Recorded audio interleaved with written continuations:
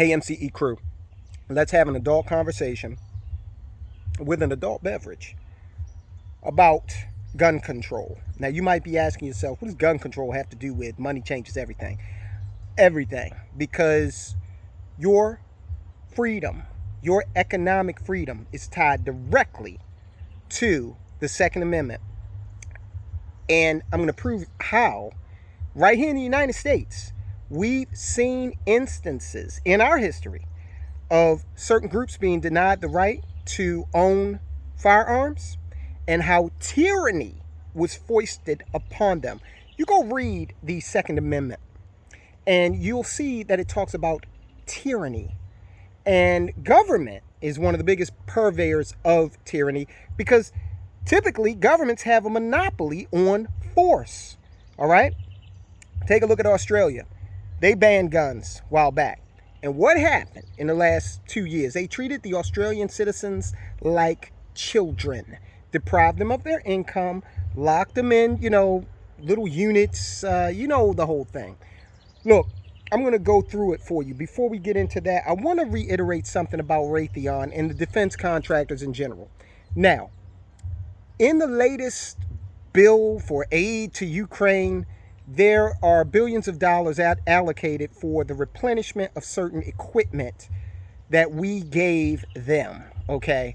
So we paid for it once, we sent it to Ukraine, your tax dollars.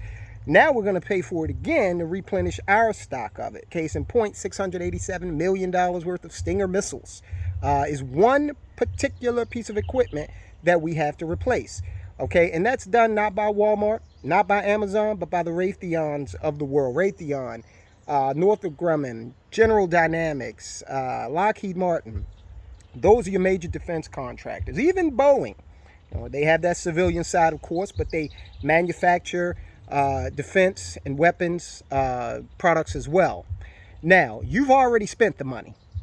Wouldn't it be nice if you can get in on the same deal that the big wigs like Pelosi and the Biden family and the Romneys and the Bushes, wouldn't it be nice if you could see your taxpayer dollars getting spent for things that you have no say in, but at the same time say, hey, okay, at least I am in on the game. I am a part of the businesses. I am an owner in the businesses that are actually benefiting from political corruption. And I know that might sound like, Tyrone, you're talking about being part and parcel and involved in bad things. Well, for one thing, I love the country. I've got a lot of problems in terms of trust with this government, but I do believe that we should have a strong defense. I do not believe we should be giving weapons over here, over there. We should be engaged in these far-flung campaigns all over the world, being world police. I don't agree with that. But I live in a country where at its fundamental finest, this is about consensus. And that means I don't get everything I agree with. But my task here is to figure out how to make money. And if these guys are going to have to replenish all of the weaponry to defend this country that we have, in my opinion, stupidly given away, then we as taxpayers should figure out a way to recoup some of what we've put into the pie, what we've invested in. And we can do that by taking a look at the defense contractors and seeing if that's a viable investment. Now, again, I'm not telling you what to invest in. I'm not doing that. I am telling you to do your own due diligence and take a look at the situation and see if it's for you. But when I look at the $687 billion that they're getting ready to spend to replenish these weapons, when you look at the, I think it's like $7 billion worth of equipment we just abandoned in Afghanistan. And now the Taliban has certain weapons that they have $7 billion worth of American weapons. You have to take a look at that and seriously contemplate whether or not it's right for you not to recoup your investment as a taxpayer. Now, before we end this part of the today's video, take a look at this lie that Joe Biden tells with regard to weapons we're sending to Ukraine. Okay, look at how he's trying to sell this. It's so disingenuous, phony, and downright despicable the way he tries to do it. But, consider the source. That means a person firing can, I know you know it, but it's for anybody who may be listening, can change positions or take cover before that javelin even strikes home, strikes the target. In fact, they've been so important, there's even a story about Ukrainian parents naming their children, not a joke, their newborn child, Javelin or Javelina, not a joke. All right, so guys, next up, let's talk about gun control. There's a big debate about that in the country this week, past couple of weeks. We've had some tragedies that have occurred, and they've occurred, the savages who have committed these atrocities have done so using a gun. Now, one thing I want to point out, mass shootings happen in Baltimore all the time, okay? 2 people just got shot yesterday down by the Inner Harbor. That's what Baltimore's famous for. The Inner Harbor, they were shot, a man and a woman. The man has died.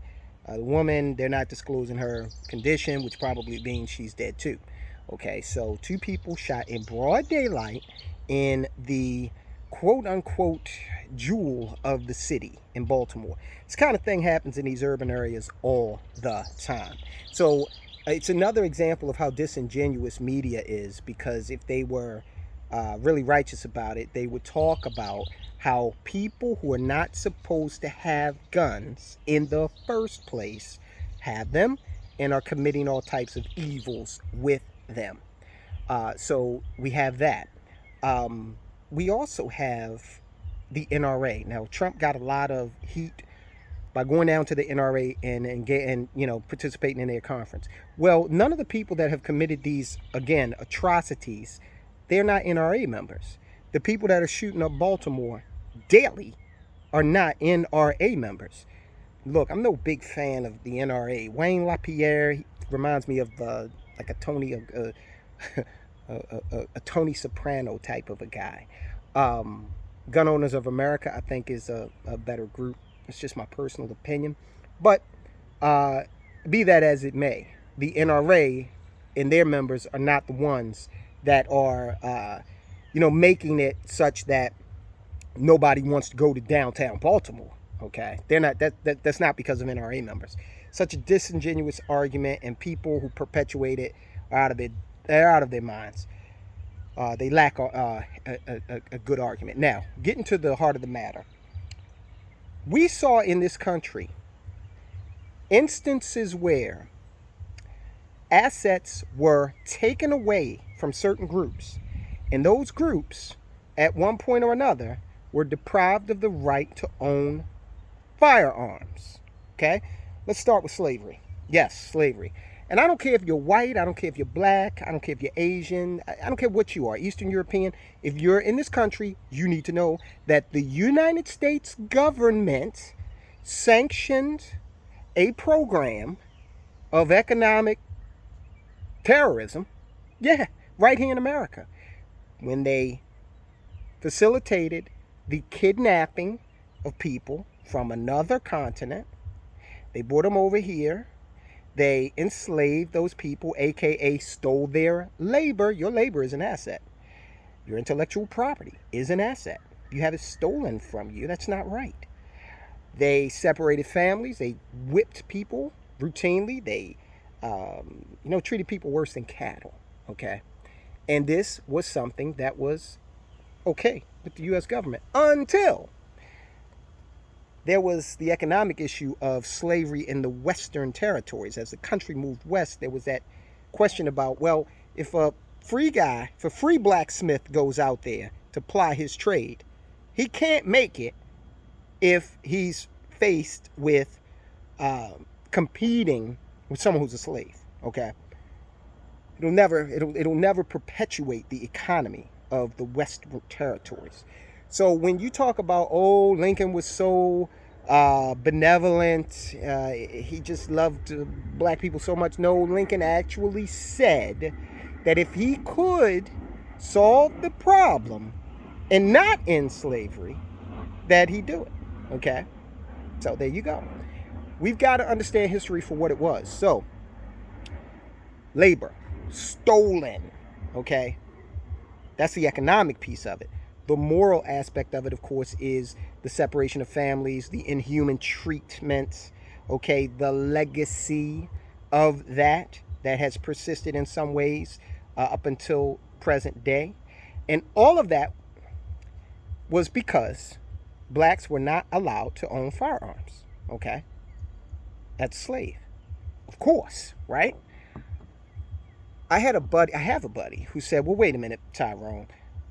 Firearms didn't get rid of slavery. The hell they didn't. I asked him, I said, man, have you ever heard of the Civil War? Okay, what do you think? The country went to war, divided itself and went to war over the issue. So many people were killed. Okay, there are national monuments around the country to the fallen in the Civil War. Okay. Then there's this, Toussaint Louverture and Jean-Jacques Dessalines. They took up arms before our Civil War over in Haiti. And they defeated Napoleon's army and ended slavery on the island. Okay, once and for all. Now, of course, Haiti has had a lot of difficulty since then in terms of its leadership. But the fact remains, slavery was ended by force of arms. Okay, and they were able to chart their own destiny, whatever that destiny may be. So when slavery was ended, you started to see blacks be able to take back their labor. But another instance of terrorism occurred when the Jim Crow South rose.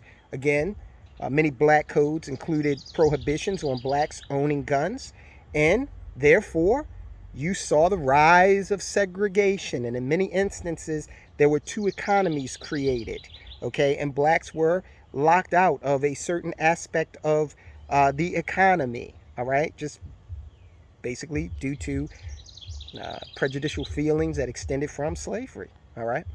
A lot of times people didn't want to compete with blacks because they didn't want to engage in capitalism and the full competition thereof. All right. So blacks were locked out because of Jim Crow. And then you have, and I'm going to get to one other instance of American history, and then you move up. And when you had Black Panthers, not the new Black Panther Party, I'm talking about the original Black Panther Party. Go search Google. There's pictures of them walking around California with rifles when you could do this legally. And people got upset. They said, nope, black people are walking around with rifles. No, okay, we got to end this. And so now look at California and the real onerous gun laws they have. Now, again, I stress, this is for all Americans. You will have your economic future stolen from you. We've already seen it in Canada where they said, we do not like what you're doing in terms of helping these protesters out. And if we find out that you are, we're going to seize your bank accounts. Okay, we're going to cut you off. That was done. Now, Trudeau jumped a little bit ahead of himself, and the World Economic Forum and the IMF slapped his hand because he played their hand a little earlier than they really wanted to. But we've seen all throughout the world, when you do not have a weapon, okay, then you're fair game. All right, your economic future is in jeopardy. One more example of, again, right here in America, the Native Americans. All right, they had vast tracts of real estate stolen, okay, and they were marched down to reservations at a point that coincided with them being prohibited from owning certain firearms. All right. So, no, I do not agree with gun control. Let's hear from our genius in chief, Vice President Kamala Harris. Now, I want you to watch this video very carefully, and I'm going to point out something that you'll probably notice immediately. I will say, as I've said countless times, we are not sitting around waiting to figure out what the solution looks like. We're not looking for a vaccine.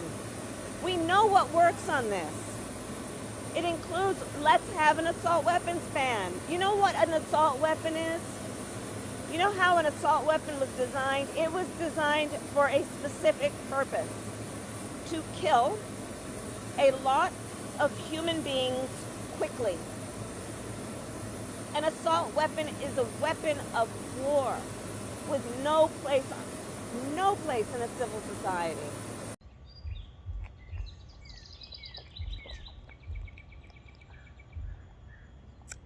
Did you see the guy? And she talking about we gotta get rid of assault weapons. Did you see the guy doing this?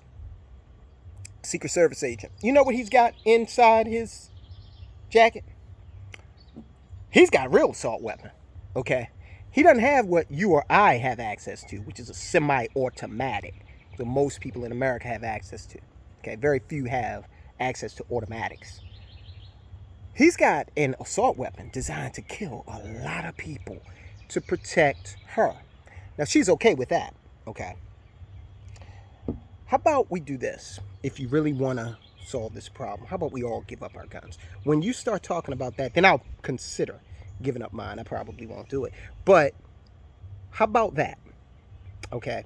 Because I have seen too many examples of economic freedom being ripped away from people because they were not able to create or to maintain an opposition to the government in terms of force. Whenever the government has the monopoly on force, if you look at the IRS and our taxation system, hey, pay your taxes or we're going to deprive you of your property and your freedom. That's the deal, basically, okay? So, yeah, we're going to send all this money to Ukraine, and you really can't do anything about it, okay? And our deficits and debt keep climbing. Our personal share of the debt keeps climbing. But so what? Pay your taxes. Okay, that's an example of government tyranny. Okay, we don't really have a say in the matter. Our say in the matter is decreased more and more each day. So let me leave you with this. Always a solution. Like I said before, if they're spending money on a lot of stuff, figure out how you can invest in it. Do your due diligence on those things, like we talked about in the beginning on the defense contractors.